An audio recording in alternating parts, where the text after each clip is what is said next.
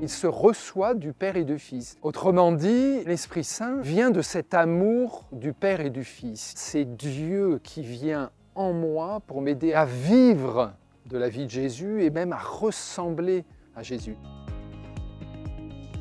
C'est un des passages de la Bible que j'ai appris par cœur. Amour, joie, paix, patience, bonté, bienveillance, fidélité, douceur ou humilité, maîtrise de soi. C'est le signe qu'on n'est pas loin de la vie dans l'Esprit Saint.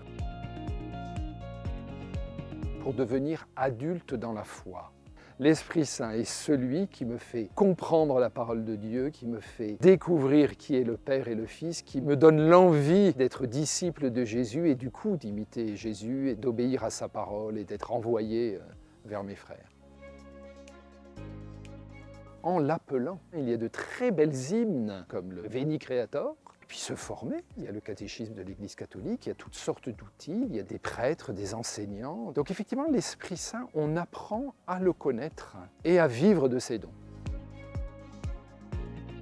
Je me souviens depuis mon enfance que mon père, qui avait une foi très simple, très ordinaire, aimait prendre une toute petite prière à l'Esprit Saint. Donc j'y ai été habitué. Mais c'est après coup que l'on réalise combien l'Esprit Saint nous guide. Donc j'aime invoquer l'Esprit Saint tout simplement parce que j'ai le souvenir de tout ce que le Seigneur a fait comme surprise dans ma vie. Et donc du coup, j'espère beaucoup dans ce qu'il a préparé et que, heureusement, je ne connais pas à l'avance.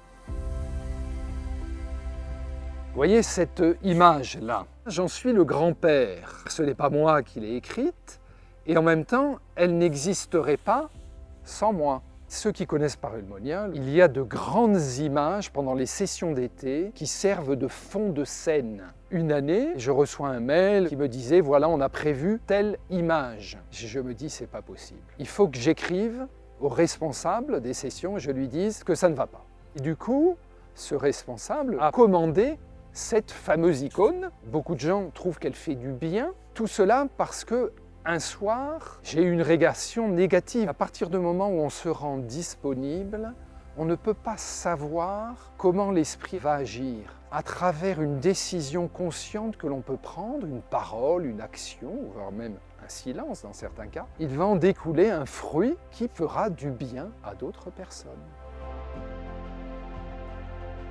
Il y a ce qu'on appelle les exercices spirituels qui nous aident à discerner par rapport à différentes inspirations laquelle pourrait être la bonne. Sinon, le premier maître, c'est évidemment toujours la fréquentation de la parole de Dieu vécue en Église. La messe, les sacrements, les groupes bibliques. Une retraite peut nous y aider, ou un accompagnement.